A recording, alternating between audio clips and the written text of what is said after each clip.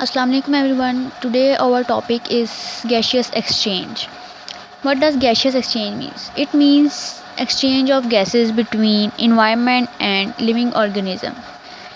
Exchange actually is of two types, or we can say gaseous exchange is parallel to breathing. Means gaseous exchange is same as breathing. And what is gaseous exchange or breathing? It is the taking in of air to get oxygen, यानी सांस लेना, हवा को अंदर उतारना ताकि उससे oxygen हासिल की जाए, and giving out air to get rid of carbon dioxide, और एयर को फिर बाहर निकालना ताकि हम कार्बन डाइऑक्साइड से छुटकारा हासिल कर सकें।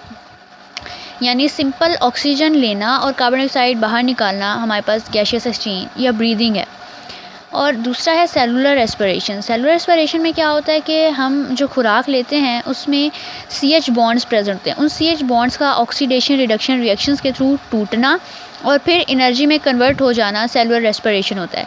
तो सेलुलर रेस्पिरेशन जो है वो एक बायोकेमिकल और मैकेनिकल प्रोसेस है, जबकि गैसियस एक्सचेंज या ब्रीदिंग जो है वो हमारे पास एक फ़िज़िकल या मैकेनिकल प्रोसेस है ओनली।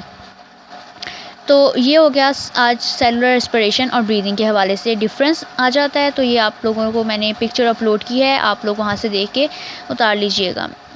फिर गैसियस एक्सचेंज प्लांट्स में किस तरह होता है? दो तरह से होता है, एक होता है स्टोमेटा और एक होते हैं लेंटिसेल्स। अब स्टोमेटा जो है वो लीफ पे प्रेजेंट होते हैं, लीव्स में प्रेजेंट होते हैं अपर सरफेस पे या लोअर सरफेस पे लीफ की, ठीक है। एपिडर्मिस लीफ की खाल कह लें वो होती है, उस पर प्रेजेंट होते हैं। तो गैसियस एक्सचेंज इन स्टोमेटा के थ्रू अगर होती है। अब जो इनर सेल्स हैं, इनर लीव्स हैं सेल्स के, सेल्स हैं लीव्स के, मेसोफिल सेल्स उन्हें हम कहते हैं, और स्टेम्स में, ठीक है, वहाँ पे भी एयर स्पेसेस होती हैं, उनको लेंटिसेल्स कहते हैं। तो वो जो हैं उनके थ्रू गैसियस एक्सचेंज अगर होती है प्लांट्स में। अब लीव सेल्स के जो हैं वो दो सिचुएशंस होते हैं कि डे टाइम में क्या है कि मेसोफिल सेल लीव्स के वो फोटोसिंथेसिस उसमें प्रेजेंट होती है, हो रही होती है, और रेस्पिरेशन साइड बाय साइड दोनों प्रोसेस हो रहे होते हैं। ऑक्सीजन जो है वो प्रोड्यूस हो रही होती है फोटोसिंथेसिस में और यूटिलाइज हो रही होती है रेस्पिरेशन में, जिसकी वजह से ऑक्सीजन और जो कार्बन डाइऑक्साइड है वो उन्हें लीव नहीं करती, मतलब जो पौधा है उससे वो बाहर नहीं निकलती। जो ऑक्सीजन बन रही होती है फोटोसिंथेसिस से वो यूज़ हो जाती है, ठीक है। और कार्बन डाइऑक्साइड जो है वो प्रोड्यूस हो रही होती है सेलुलर रेस्पिरेशन से, जो वो फोटोसिंथेसिस में यूज़ हो जाती है। लेकिन रात के वक्त क्या होता है कि फोटोसिंथेसिस नहीं हो रही होती, क्योंकि हमें पता है फोटोसिंथेसिस ऐसा प्रोसेस जो सिर्फ सनलाइट की प्रेजेंस में होता है। जब फोटोसिंथेसिस नहीं हो रही होती तो कोई ऑक्सीजन प्रोड्यूस नहीं हो रही थी, और जब ऑक्सीजन प्रोड्यूस नहीं हो रही होती तो ऑक्सीजन जो है वो पौधा बाहर से लेता है, यानी इन्वायरमेंट से लेता है, एयर से लेता है, और जो कार्बन डाइऑक्साइड सेलुलर रेस्पिरेशन के थ्रू प्रोड्यूस होती है वो जो है वो बाहर निकालता है कार्बन डाइऑक्साइड, क्योंकि उस वक्त फोटोसिंथेसिस नहीं हो रहा था। तो ये स्टोमेटा के थ्रू होता है। अब ये स्टोमेटा आपको शो किए होंगे, गार्ड सेल्स जो हैं ये साइड पे बने हुए हैं, और इनके दरमियान जो है वो स्पेस है जो कि एयर स्पेस है। यहाँ पे स्टोमेटा यहाँ पे इसको स्पेस को स्टोमेटा कहते हैं, और यहाँ से एयर इंटर और लीव करती है। फिर दूसरा है लेंटिसेल्स। लेंटिसेल्स के थ्रू, लेंटिसेल्स क्या होते हैं? जो वुडी स्टेम्स होते हैं या मैच्योर रूट्स होती हैं, उनके इंटायर सरफेस पे, पूरी सरफेस पे, उसकी छाल पे जो है, बार्क पे पोर्स बने होते हैं छोटे छोटे, जो गैसेस और वाटर को जो है वो अपने आसपास अपने अंदर से पास करा सकते हैं, ठीक है। वहाँ पे क्या है कि उन पोर्स को जो है हम लेंटिसेल्स कहते हैं, और लेंटिसेल्स के थ्रू भी एयर पास कर सकती है। फिर गैसेस जो हैं वो उनके थ्रू डिफ्यूज़ करती हैं इन एंड आउट, यानी बाहर निकल सकती हैं, अंदर जा सकती हैं, रूट्स के थ्रू, यंग रूट्स के थ्रू भी ऐसा हो सकता है। तो गैसेस जो हैं वो सॉइल में प्रेजेंट होती हैं, तो वहाँ से भी वो इंटर हो सकती हैं। अब यानी हमारे पास तीन तरह की आगे, एक स्टोमेटा से, एक लेंटिसेल से, और एक यंग रूट से। और एक्वेटिक लाइफ में क्या होता है? एक्वेटिक लाइफ में क्या होता है कि ऑक्सीजन जो है वो डिज़ोल्व हुई होती है, ऑक्सीजन पानी में डिज़ोल्व हुई होती है, और कार्बन डाइऑक्साइड भी डिज़ोल्व हुई होती है। तो वहीं पानी से ही वो लेते हैं और पानी में ही निकाल भी देते हैं, जो एक्स्ट्रा उनके पास ऑक्सीजन या कार्बन डाइऑक्साइड होती है। फिर है गैसियस एक्सचेंज ह्यूमंस का किस तरह है? ह्यूमंस में जो है वो हायर एनिमल्स में एक्सचेंज गैसेज जो है वो रेस्पिरेटरी सिस्टम के थ्रू होती है।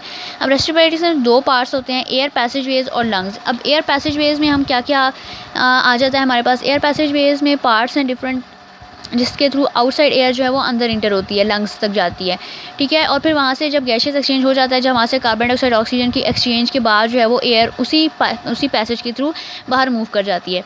अब उसके पार्ट्स कौन कौन से हैं? नोज़ है, नोज़ क्या है? वो नेज़ल कैविटी, उसके अंदर जो नोज़ की है ना कैविटी, वो नेज़ल कैविटी होती है, जो खाली जगह है वो नेज़ल कैविटी है, ठीक है। ये आउटसाइड उनकी दो ओपनिंग्स हैं, ठीक है, उनको नोस्ट्रल्स कहते हैं। और नेज़ल कैविटी जो है वो दो पोर्शन में डिवाइड हुई होती है, एक वास यानी नाक की जो हड्डी होती है, इसके थ्रू नेज़ल कैविटी डिवाइड हुई होती है।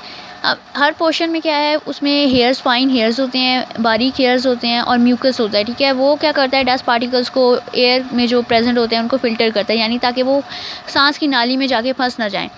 म्यूकस जो है वो मॉइस्चर करता है और वार्म करता है, यानी क्योंकि हमारे बॉडी का टेम्परेचर में पता है 37 डिग्री सेल्सियस होता है, और जबकि एयर जो है वो गर्मियों में ज़्यादा गर्म होती है और ठंड में ज़्यादा ठंडी होती है, तो उसको बॉडी के टेम्परेचर के मुताबिक लाने के लिए वो म्यूकस जो है वर्क करता है, और वो तकरीबन 30 डिग्री तक एयर का टेम्परेचर ले आता है, ठीक है। और उस टेम्परेचर को nearly equal to body temperature मैंने बताया कि 30 डिग्री तक तकरीबन ले आता है, ठीक है। अब ये हमारे पास पैसेज में बताया हुआ है, ये नेज़ल कैविटी है और ये नोस्ट्रिल्स ओपनिंग्स जो होती हैं। उसके बाद आगे हम पढ़ते हैं, ये ओरल कैविटी है, ओरल कैविटी होती है माउथ से, ये फिर आगे जाके फूड के लिए यूज़ होगी। अब फेरिंग्स का हम पढ़ते हैं आगे क्या है, कि नेज़ल कैविटी जो है जाके वो फेरिंग्स में ओपन होती है, ये फेरिंग्स आ गया। फिर फेरिंग्स क्या है, उसकी 2 ओपनिंग्स होती हैं, ये 2 ओपनिंग होती हैं, एक माउथ से होती है और एक नेज़ल कैविटी से होती है, ठीक है। फिर इसमें क्या है, इसमें इसके अंदर भी 2 ओपनिंग्स हैं जो कि हम नोस्ट्रिल्स कहते हैं और उनको इंटरनल नोस्ट्रिल्स कहते हैं। एक तो बाहर वाले थे ये नोस्ट्रिल्स, अब एक इंटरनल नोस्ट्रिल्स होते हैं यहाँ पे।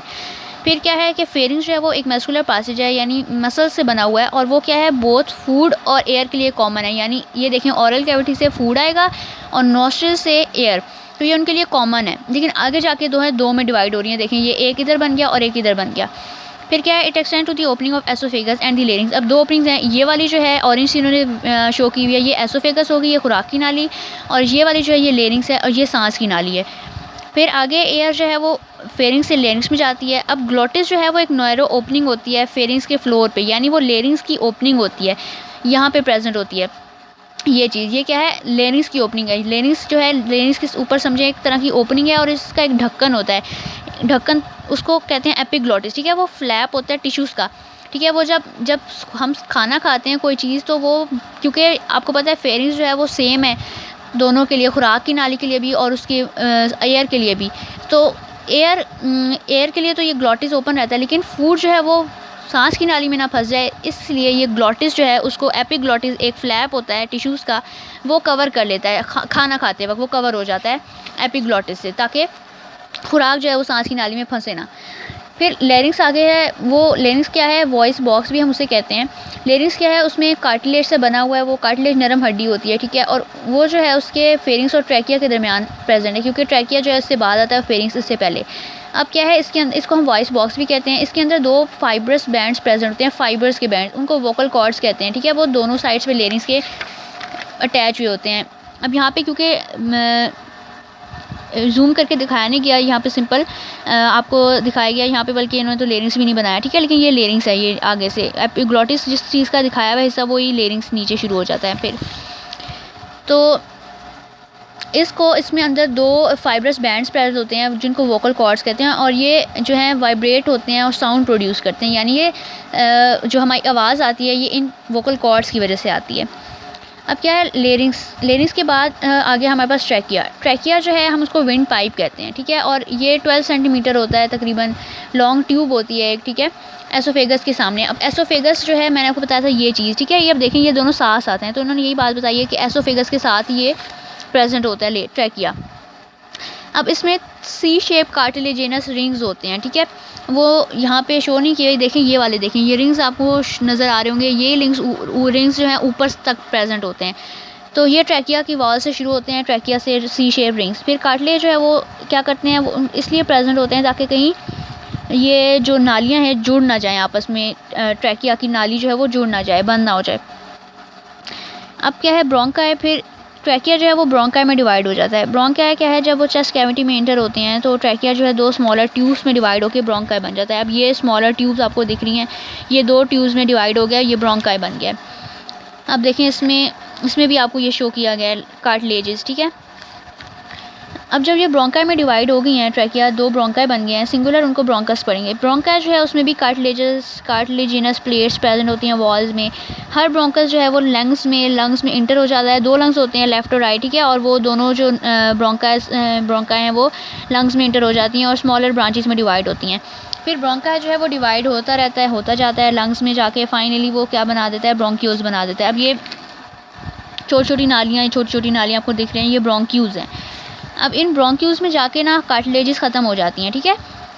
प्रोग्रेसिवली लूज द कार्टिलेज, ठीक है, कार्टिलेज ख़त्म हो गया यहाँ पे और ये बारीक से बारीक होती जा रही हैं। अब ये ब्रोंक्यूल्स जो हैं वो फाइन ट्यूब्यूल्स यानी इससे भी ज़्यादा बारीक एल्व्यूलर डक्ट्स में जाके खुलते हैं। एल्व्यूलर डक्ट्स ये आपको शो की हुई हैं, एल्व्यूलर डक्ट, ठीक है, ये बिल्कुल इसके अंदर, ये देखें इसका छोटा सा पोर्शन आपको दिखाया गया ये। फिर एल्व्यूलर डक्ट्स में जब ये खुलती हैं तो एल्व्यूलर डक्ट्स जो है वो ओपन होते हैं, एक पाउच की शक्ल का एक होता है क्लस्टर सा, ठीक है, यानी थैलियाँ सी शो होंगी बबल से, उनको कहते हैं एल्व्यूलाई। ये एल्व्यूलाई है हमारे पास। और एल्व्यूलाई जो है वो असल जगह है जहाँ पे जाके एयर जो है वो एक्सचेंज होती है।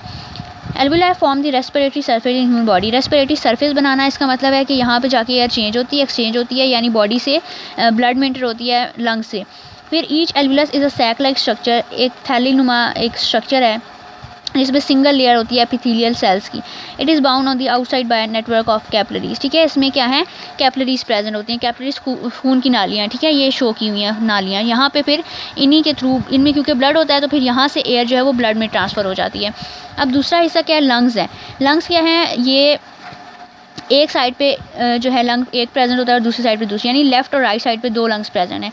There is a pair of lungs, ठीक है, पेयर ऑफ लंग्स है यानी एक पेयर है और उसमें दो हैं, पेयर में दो चीज़ें प्रेजेंट होती हैं, तो दो लंग्स हैं हमारे पास। चेस्ट वॉल में क्या है, 12 पेयर्स होती हैं रिब्स की, और रिब मसल्स को हम इंटरकॉस्टल मसल्स कहते हैं। और थिक मस्कुलर एक स्ट्रक्चर प्रेजेंट होता है जिसको डायफ्राम कहते हैं बिलो द लंग्स। अब ये डायफ्राम जो है वो आगे हम एक्सपायरेशन और इनहेलेशन में पढ़ेंगे इसका क्या काम होता है। फिर लेफ्ट लंग जो है वो स्लाइटली स्मॉलर होता है, उसके दो लोब्स होते हैं। अब लेफ्ट साइड पे हमें पता है क्योंकि लेफ्ट साइड पे दिल होता है तो ये अपना थोड़ा सा पोर्शन लंग के साथ हार्ट के साथ भी शेयर करता है, इसलिए इसके दो लोब्स होते हैं और ये थोड़ा सा स्मॉल होता है राइट के मुकाबले में, जबकि राइट लंग जो है वो बिगर होता है, उसके 3 लोब्स होते हैं। अब ये स्पॉन्जी होते हैं यानी कि इसमें छोटे छोटे पोर्स होते हैं और इलास्टिक ऑर्गन, ठीक है, यानी थोड़ा स्ट्रेची होता है। अब लंग्स जो है उसमें ब्लड वेसल्स होती हैं, ठीक है, that are the branches of the pulmonary arteries और वेन्स, ठीक है, ये वेन्स और आर्टरीज से डिवाइड होकर फर्दर बनाती हैं ब्रांचेज कैपिलरीज की। Each lung is enclose by two membranes called the outer pleural membrane and inner pleural membrane. अब इसकी जो है 2 मेम्ब्रेन्स होती हैं, ये आपको 2 मेम्ब्रेन शो की हैं, एक ये बाहर वाली और ये एक अंदर, ठीक है, ये देखें इनको बड़ा करके भी दिखाया गया, ये आउटर प्लूरल मेम्ब्रेन है और ये इनर प्लूरल मेम्ब्रेन है। और इसके दरमियान इन दोनों के दरमियान एक फ्लूइड प्रेजेंट होता है जो कि रगड़ लगने से बचाता है, यानी कि दोनों नालियाँ कोलैप्स ना हो जाएं, ये दोनों मेम्ब्रेन्स जो हैं चिपक ना जाएं एक दूसरे के साथ, इससे ये बचाता है ये फ्लूइड। फिर मेम्ब्रेन्स जो हैं वो इनक्लोज आ फ्लूइड, ठीक है, जो कि लुब्रिकेशन प्रोवाइड करते हैं ताकि आसानी से जो है लंग्स जो हैं कॉन्ट्रैक्ट हो सकें, एक्सपैंड हो सकते हैं और उनकी जो मेम्ब्रेन्स हैं वो एक दूसरे से चिपक ना जाएं। आज के लिए इतना ही, दुआ में याद रखिए। Thank you very much. Allah हाफिज़।